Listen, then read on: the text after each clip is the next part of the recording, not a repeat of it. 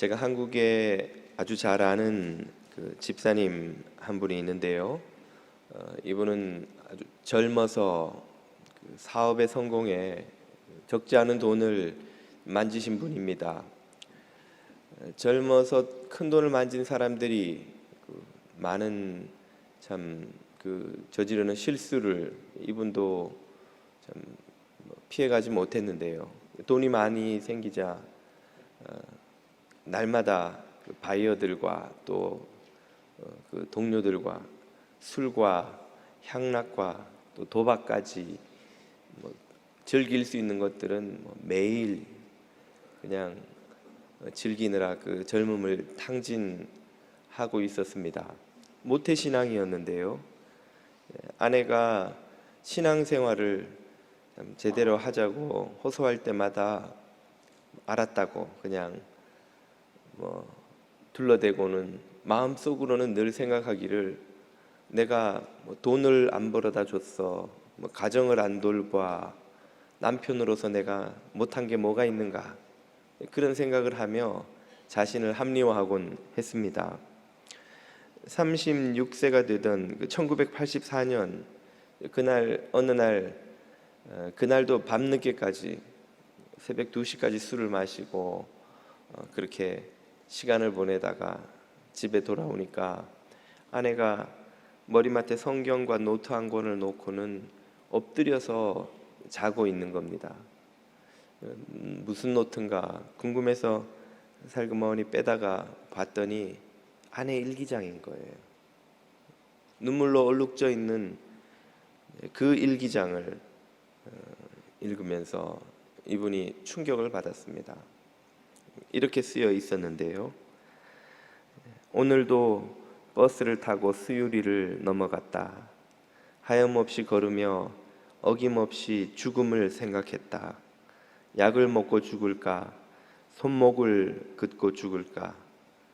그러나 그럴 수는 없지 않은가? 나를 위해 죽으신 주님의 뜻이니 남편을 사랑해야 한다. 주님 도와주세요. 저의 약함을 잘 아시잖아요. 그런 글을 읽고 나니까 마치 자신의 심장이 멎고 망치로 뒤통수를 얻어맞는 것 같은 충격을 그는 받았습니다. 서재로 가서는 자신 때문에 죽음까지 아내가 생각하고 있었다는 사실을 참 깨닫고는 아내한테 미안해서 또 불쌍해서 통곡을 하며 울었습니다. 또 자기를 위해 새벽마다 기도하셨던 어머니의 모습이 떠올라서 또 통곡을 하였습니다. 하나님의 자녀라고 하면서 그토록 방탕하게 살았던 자신이 또 불쌍하고 죄스러워서 또 한참을 울었습니다. 가슴을 치며 더러워진 걸레 조각처럼 추한 자신의 모습을 참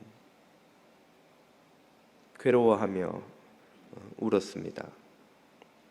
그렇게 한참을 울고 있으려니까 누군가가 등 뒤에서 살그머니 자신을 안아주는 것입니다. 아내가 깨어났나 싶어 돌아보니까 아무도 없는 거예요.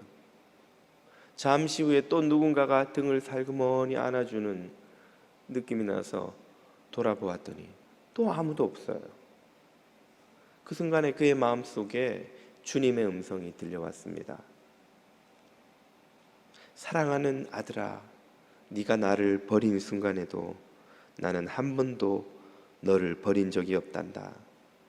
나는 영원히 너와 함께 할 것이다. 그 순간 그는 자신에게 성령님이 찾아오셨다는 사실을 깨닫게 되었습니다. 그날 이후 그는 그렇게 달고 맛있던 술과 담배가 역겨워서 입에 댈 수도 없게 되더라는 것이죠. 그렇게 재미있던 화투와 카드가 이제는 꼴도 보기 싫어지더라는 것입니다. 가족들이 그렇게 원했지만 또 자신이 그렇게 여러 번 다짐했지만 할 수 없었던 그 신앙생활의 헌신이 저절로 되더라는 거예요. 이 모든 변화가 성령님의 능력이라는 것을 그는 깨닫게 되었습니다. 그날 이후 그는 방탕한 삶을 버리고 하나님을 섬기는 삶을 살기 시작해서 마침내 성령의 인도를 쫓아 목회자가 되었습니다. 그리고 오늘날 한국교회 존경받는 원로 중에 한 분이신 이재철 목사님이 되신 것이죠. 저는 이재철 목사님을 아주 잘 압니다. 그분이 저를 잘 몰라서 그렇지. 이재철 목사님의 이 회심과 변화의 경험은 성령으로 거듭나는 것이 무엇인지를 우리에게 잘 보여줍니다. 지난주에 이어 우리는 거듭남에 대해서 살펴보고 있습니다. 예수님은 요한복음에서 물과 성령으로 거듭나지 않으면 누구든지 하나님 나라를 볼 수 없다고 말씀하셨지요. 물로 거듭난다는 것은 물 세례 때 하는 신앙 고백을 통해서 우리 안에서 새로운 생명이 태어나는 영적 사건이라고 말씀을 드렸습니다. 왜 거듭남, 다시 태어남이라고 예수님은 표현하신 것일까요? 그 영적 사건이 마치 우리가 살아왔던 옛사람은 죽어 없어지고 새로운 사람으로 태어나는 것으로 보이기 때문입니다. 세상에 속했던 옛 삶은 내어버리고 하나님께 속한 새 삶이 시작되기 때문입니다. 그것이 마치 사람이 죽고 태어나는 것처럼 완전히 다른 차원의 삶이라는 삶이라는 점 때문에 그것이 다시 태어나는 것으로 보인다는 것이죠. 오늘 본문 6절은 이렇게 말합니다. 육으로 난 것은 육이요 영으로 난 것은 영이니. 이 말은 육에 속한 삶과 영에 속한 삶은 완전히 다른 영역이라는 말이에요. 육에 속해서 살던 사람이 이제 영에 속해서 살게 되면 더 이상 육에 속한 방식으로 살아갈 수가 없고, 그래서 그런 삶의 변화는 마치 사람이 죽었다가 다시 태어나는 것처럼 보이기 때문에 예수님은 이 사건을 거듭남이라는 단어로 표현하고 계시는 것입니다. 마치 앞에 설명드렸던 이재철 목사님의 삶의 변화처럼 방탕과 쾌락과 탐욕을 쫓아 살던 삶과 하나님의 뜻을 쫓아 사는 삶은 완전히 육과 영이 다르듯 다른 삶인 거예요. 거듭남이란 바로 이런 식으로 삶이 달라지는 것, 삶이 다른 차원으로 들어가는 것, 삶의 근원이 다른 곳으로 넘어가는 것을 의미하는 것입니다. 그렇다면 의문이 듭니다. 거듭난 사람은 모두 이재철 목사님이 경험한 것처럼 이렇게 극적인 변화, 뒤집어지는 듯한 그런 변화를 겪는 것인가? 그렇다면 나는 아닌 것 같은데 하는 생각을 하시는 분들도 적지 않이 계시리라 생각합니다. 나는 세례받을 때 좀 맹숭맹숭하고 세례받기 전과 후가 막 그렇게 뒤집어지듯이 바뀐 것 같지 않은데 나는 거듭난 것이 맞는가 하는 생각이 드는 것이죠. 지난주 설교에서 저는 신앙 고백의 무게에 대해 설명을 드렸습니다. 마음으로 믿는다는 것이 우리의 전 존재가 그 믿음에 들여진다는 뜻이요, 입으로 시인한다는 것이 얼마나 큰 각오와 헌신을 전제로 하는 것인지를 설명을 드렸는데, 그 설명을 듣고 여러분 중에 참 신앙의 각오 결단이 새로워지시는 분도 계시겠지만, 또 한편으로는 마음에 적지 않은 부담을 느끼신 분도 계시지 않을까 생각이 됩니다. 지난주 설교를 마치고 나가는데 한 교우께서 제게 물으시기를, 목사님, 그 거듭남이라는 것은 한 번에 일어나서 끝나는 게 아니지요? 그렇게 물으시더군요. 그 질문에 답부터 드린다면, 네, 맞습니다. 거듭남이란 단 한 번에 일어나 완성되는 사건이 아니지요.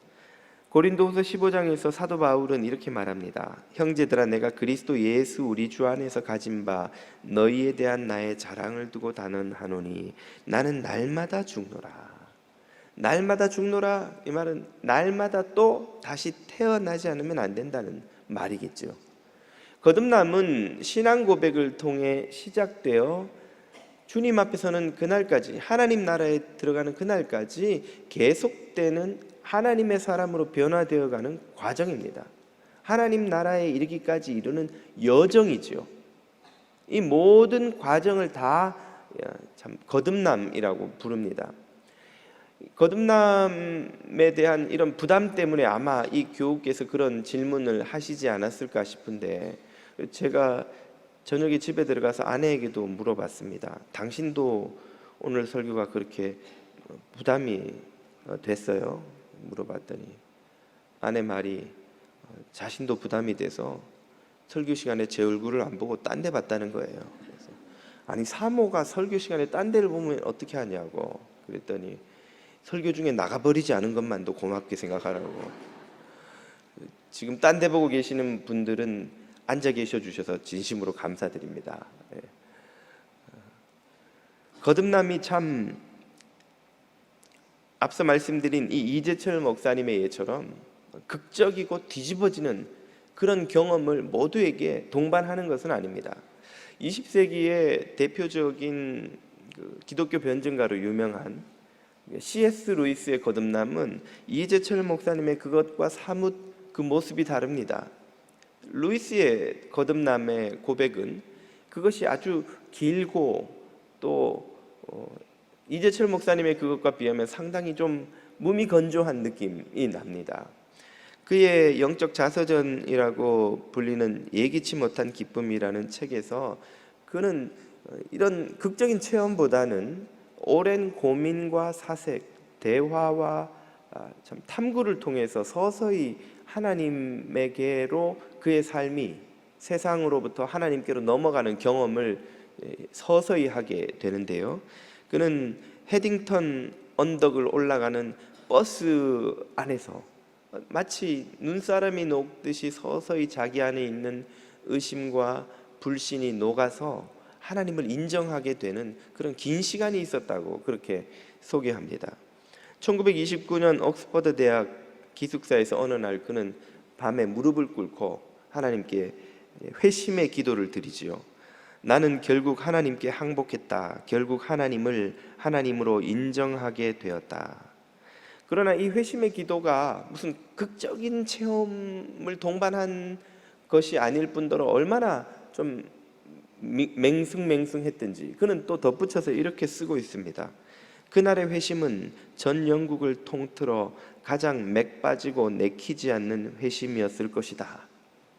하나님께로 마음을 돌이키긴 했는데 거기에는 뜨거운 열정이나 막 삶이 뒤집어지는 그런 변화가 있는 것은 아니었다는 말이죠. 그리고도 그는 한동안 교회에 출석하지는 않았습니다.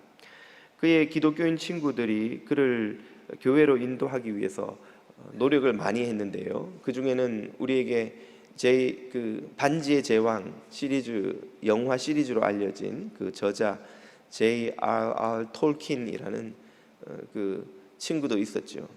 그들이 루이스를 교회로 인도하려고 할 때마다 그는 답하기를 아무리 봄이 좋아도 동물원에서 사는 사람은 없다라고 핑계를 대곤 했습니다. 내가 하나님을 믿었다고 반드시 교회 나갈 필요는 없지 않느냐, 그런 뜻이지요.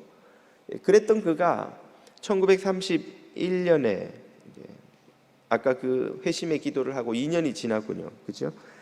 형과 동물원에 가는 길에서 깊은 대화를 나누게 됩니다. 형이 운전을 하고 자신은 옆에 앉아서 아마 그때 당시 영국에서는 동물원에 소풍 가는 것이 큰 무슨 요즘 우리의 피크닉 같은 그런 느낌이었던 것 같습니다. 그렇게 차를 타고 가면서 신앙에 대해서 두 사람이 깊은 대화를 나누게 됩니다. 그리고 그 동물원에서 그는 하나님께 다시 한번 교회를 섬기는 그리스도인으로 돌아오게 되었다고 고백하는데요. 그는 쓰고 있기를 동물원에 들어갈 때는 기독교인이 아니었는데 동물원을 나올 때 나는 기독교인이 되어 있었다. 여러분 전도하기 힘든 분이 있으면 동물원을 한번 데리고 가보세요. 같이 동물원에 가면서 나눈 형과의 대화를 통해서 그는 또 한 번 교회를 섬기는 기독교인으로 회심하게 되었다는 것이죠. 이 C.S. 루이스의 회심의 사건이 우리에게 보여주는 바가 무엇입니까? 거듭남은 한순간에 일어나는 사건이 아니라 하나님 나라에 들어가기까지 지속되는 여정이자 하나님의 사람으로 변화되어가는 과정이라는 것이죠. 이런 거듭남에 대한 이해를 갖고 우리의 마음속에 있는 이 부담감을 한번 다시 생각해 볼까 합니다. 내가 과연 그 긴 여정에서 끝까지 믿음으로 잘 달려갈 수 있을 것인가? 이재철 목사님처럼 혹은 C.S. 루이스처럼 그렇게 헌신된 변화된 그리스도인으로서의 삶을 살아갈 수 있을 것인가? 자신이 없는 때도 있지 않으시던가요? 그래서 예수님께서는 우리에게 물과 더불어 성령으로 거듭나지 않으면 하나님 나라를 볼 수 없다고 말씀하신 것입니다. 거듭남은 물 세례의 역사뿐 아니라 성령 세례의 능력을 필요로 한다는 말이죠. 성령님은 우리 성도가 신앙을 고백하는 그 순간부터 그 신앙 고백대로 살아가려 애쓰는 순간, 그리고 그 과정에서 겪는 모든 고난을 극복하는 시간, 그리고 마침내 하나님 나라에 들어가는 시간까지 그 전 과정에 개입하시며 간섭하시고 도우십니다. 이 성령님의 능력 없이는 그 누구도 이 거듭남의 과정을 끝까지 달려갈 수 없다는 사실을 묘사한 표현이 성령으로 누구든지 거듭나지 않으면 하나님 나라를 볼 수 없다 하는 말씀인 것이죠. 성령님의 이 역사는 우리의 신앙 고백부터 시작됩니다. 우리가 예수님을 주님이라고 고백하는 것, 거기서부터 이미 성령님의 개입이 없이는 안 된다는 사실을 베드로의 신앙 고백이 보여주죠. 주는 그리스도시요 살아계신 하나님의 아들이시니다 하는 베드로가 신앙 고백을 하고 난 직후 예수님께서 그 고백을 어떻게 평가하십니까? 마태복음 16장입니다. 예수께서 대답하여 이르시되 바요나 시몬아 너는 참 행복한 사람이다. 이것을 알았으니 말이죠. 이 진리를 너에게 알게 하고 믿게 하고 입으로 신앙 고백하게 한 이는 혈육이 아니요, 즉 사람의 힘으로 그것을 깨닫고 믿고 고백할 수 없단 말이에요. 어떻게 그것이 가능한가? 하늘에 계신 내 아버지께서 너를 도와주셔서 깨닫게 해주셔서 고백하게 해주셔서 되었다는 말입니다. 하나님 어떻게 도우십니까? 성령님의 개입으로 도우시지요. 고린도전서 12장을 보십시오. 그러므로 내가 너희에게 알리노니 하나님의 영 성령으로 말하는 자는 누구든지 예수를 저주할 자라 하지 아니하고 또 성령으로 아니하고는 누구든지 예수를 주시라 할 수 없느니라. 성령님의 개입, 도움이 없이는 누구도 깨닫지도 믿지도 고백하지도 못한다는 말입니다. 여기서 그치지 않고 성령님은 우리가 그 신앙 고백대로 살도록 또 도와주십니다. 베드로는 이렇게 위대한 신앙 고백을 했지만 불과 두어 주가 지나지 않아서 그는 곧 예수님을 3번이나 부인하고 저주하고 도망쳐버리죠. 다른 제자들과 더불어 갈릴리 호수로 가서 옛 삶으로 돌아가 버립니다. 그랬던 베드로를 다시금 위대한 사도로 불러 세우신 분이 누구십니까? 사도행전 2장을 보십시오. 그들이 다 성령의 충만함을 받고 또 성령의 말하게 하심을 따라 성령님의 말하게 하심 덕분에 이 말이죠. 오늘 우리가 전도하고 선교하고 봉사하고 주님을 섬기는 모든 과정은 성령님의 하게 하심이 없이는 불가능한 일입니다. 인간의 힘으로도 할 수 있지 않나요? 네, 할 수 있지요. 그러나 거기에는 열매가 없습니다. 거기에는 하나님께 영광을 돌려드리는 은혜가 없습니다. 거기는 공동체를 세우는 덕이 없습니다. 인간의 힘으로 하는 모든 전도, 선교, 봉사, 섬김은 자기의 의만 세우는 것이에요. 공동체 덕이 되지 않고 해가 됩니다. 하나님께 영광이 되지 않고 자기 의만 세우며 오히려 하나님의 영광을 가립니다.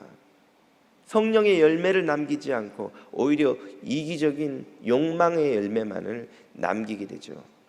하나님께 영광이 되고 공동체 덕이 되고 성령의 열매를 우리 안에 맺는 것은 오로지 성령의 도우심으로, 성령의 하게 하심으로 하는 선교, 전도, 섬김, 봉사만이 가능한 것이죠. 다시 한번 4절을 보십시오. 성령이 말하게 하심을 따라 다른 언어들로 말하기를 시작하니라. 베드로가 11사도와 함께 서서 소리를 높여 이르되 유대인들과 예루살렘에 사는 모든 사람들아, 이 일을 너희로 알게 할 것이니 내 말에 귀를 기울이라. 아멘. 성령으로 인해서 실패했던 베드로가 다시금 자신이 한 신앙 고백대로 살며 열매를 맺을 수 있도록 세워주셨다는 말이죠. 성령으로 거듭난다는 말은 이렇게 우리 삶에 개입하셔서 도우시는 성령님의 힘을 의지하여 살아간다는 것을 의미합니다. 이 세상에서는 성령님의 힘이 없이도 살아가는 방법이 있습니다. 많은 사람들이 육체의 힘을 믿고 살아갑니다. 돈의 힘을 믿고 권력의 힘을 믿고 살아갑니다. 정욕의 그 에너지로 살아갑니다. 자기의 이기적인 욕망을 채우고자 하는 에너지로 살아갑니다. 어떤 사람들은 증오와 미움의 힘으로 살아갑니다. 증오와 미움의 힘으로도 살아갈 수 있는가? 두고 보라고. 네가 나한테 모욕을 줬어? 네가 나를 괴롭혔어? 가만두지 않겠어.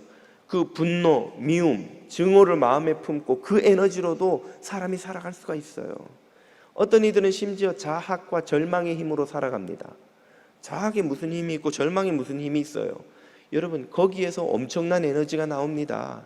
거기서 어둠의 에너지가 나와요. 자기를 학대하고 자기를 괴롭히면서 자기를 절망 가운데 가두고 내가 왜 이렇게 고통을 받게 되었는가? 세상 때문이고 누구 때문이고 부모 때문이고 이웃 때문이고 남편 때문이고 아내 때문이라고 누군가를 정죄하며 비난하며 원망하는 에너지가 거기서 나오는 거예요. 그리고 그 힘으로도 얼마든지 살아갈 수가 있어요. 세상에는 이렇게 성령의 힘이 아닌 수많은 어둠의 에너지로, 절망의 에너지로, 멸망의 에너지로, 죽음의 에너지로 살아가는 사람들이 얼마나 많은지요. 그러나 그런 삶은 모두 하나님과 상관없는 삶입니다. 육은 육이요 영은 영이라고 하신 말씀처럼 육에 속한 삶인 거예요. 성령으로 거듭난다는 말은 이 세상의 힘으로 살아가던 삶을 내어버리고 하나님으로부터 오는 성령님의 도우시는 능력, 그것을 힘입어 살아간다는 삶을 말하는 것입니다. 그렇게 살아가는 사람을 향해서 예수님은 거듭났다라고 말씀하신 것이죠. 오늘 저와 여러분이 성령의 힘으로 살아가는 거듭난 하나님에게 속한 사람 될 수 있기를 축복드립니다. 이런 성령님은 자유롭게 역사하셔서 당신이 원하시는 구원의 역사를 이루어 가십니다. 오늘 본문 8절이 이렇게 말하죠. 바람이 임의로 불매 네가 그 소리를 들어도 어디서 와서 어디로 가는지 알지 못하나니 성령으로 난 사람은 다 그러하니라. 이 말은 하나님께서 이 성령의 은혜를 베푸시는 것이 당신이 원하시는 때에 원하시는 사람에게 원하시는 방식으로 하나님 마음대로 하신다는 거예요. 하나님 뜻대로 하신다는 거예요. 우리가 한 인간으로서도 성인이 되면 그 누구로부터도 통제받지 못합니다. 사람이 겉으로 시간은 직장에서 통제가 되고 군대에서 통제가 되겠습니다만, 자, 이 순간부터 너는 마음으로 나를 사랑해. 앞으로 1시간 동안만 나를 사랑해. 1시간 후에는 나를 잊어버려. 누구도 그 다른 또 누군가를 그런 식으로 통제할 수 없습니다. 인격은 통제되지 않는 존재예요. 하물며 온 우주의 주인이신 하나님께서 당신의 은혜와 구원을 베푸시는데 사람이 그것을 예측하거나 통제하거나 다스릴 수 없다는 말이에요. 하나님 뜻대로, 하나님 마음대로 하신다는 거예요. 그런데 이 하나님의 놀라운 자유로운 역사하심을 우리 자녀들을 위해서 베풀어 주시는 원리를 우리에게 알려주시죠. 그 원리가 로마서 10장에 이렇게 나옵니다. 누구든지 주의 이름을 부르는 때에 주의 이름을 부르는 자들에게 하나님은 성령을 부어주시어서 구원을 베풀어 주신다는 말씀이지요. 할렐루야. 그렇다면 우리가 어떻게 하나님 앞에 나가야 할지 알 수 있게 되죠. 성령으로 거듭나는 것, 이것은 내가 계획하고 원하고 플랜을 세워서 이루어지는 일이 아닙니다. 내가 이제 신앙생활을 5년 했으니까 10년 했으니까 이전보다 더 성령으로 좀 충만해지겠지, 더 거듭나겠지, 성령으로 더 나는 힘이 생기겠지, 그것과 비례하는 것도 전혀 아니에요. 무슨 제자훈련 프로그램을 2번 하고 3번 하면 이전보다 2배 거룩해지고 3배 경건해지고 4배 영적으로 충만해지겠지, 그런 것도 아니에요. 선교를 다녀오면, 무슨 전도를 몇 명을 하면, 봉사를 몇 명 하면 내가 이만큼 믿음이 더 자라겠지. 천만의 말씀입니다. 그것은 우리의 계획과 노력과 아무 것과도 비례하지 않아요. 아무 것으로도 통제되지 않아요. 그러나 하나님은 그 성령의 은혜를, 구원의 은혜를 베풀어 주시는 방식을 여기 우리에게 알려주셨어요. 누구든지 주의 이름을 부르는 때에 주의 이름을 부르는 그 겸손한 자에게 하나님은 성령 세례라는 방식으로 함께 하셔서 구원의 역사를 허락해 주시는 줄 믿습니다. 그렇다면 우리가 해야 되는 게 무엇인지가 분명하죠. 그것은 믿음과 겸손과 인내로 하나님 앞에 나와 주의 이름을 부르는 거예요. 예수는 그리스도시요, 예수만이 그리스도시요, 예수만이 나의 인생의 주인이심을 고백하며 쉼없이 그분에게 은혜를 구할 때 하나님께서 그런 겸손한 자녀들에게 구원의 은혜를, 성령으로 거듭나는 역사를 허락해 주신다는 말씀이죠. 저와 여러분이 원하는 것이 무엇입니까? 저와 여러분이 얻기를 간절히 바라는 것이 무엇입니까? 우리는 더 많은 돈과 더 많은 성공과 더 좋은 집과 더 좋은 차와 더 성공적인 커리어를 원하고 있지 않던가요?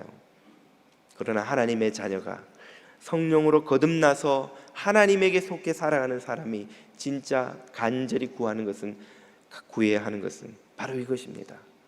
믿음과 겸손과 인내로 주의 이름을 부르며 주님 안에서 거듭난 하나님에게 속한 사람으로 살아가는 이것인 줄로 믿습니다. 믿음으로, 겸손으로, 인내로 이 기도를 시작하시고 쉬지 않으시는 저와 여러분, 그래서 성령으로 거듭나는 삶을 살아가는 저와 여러분 다 되시기를 축복드립니다. 기도드리겠습니다.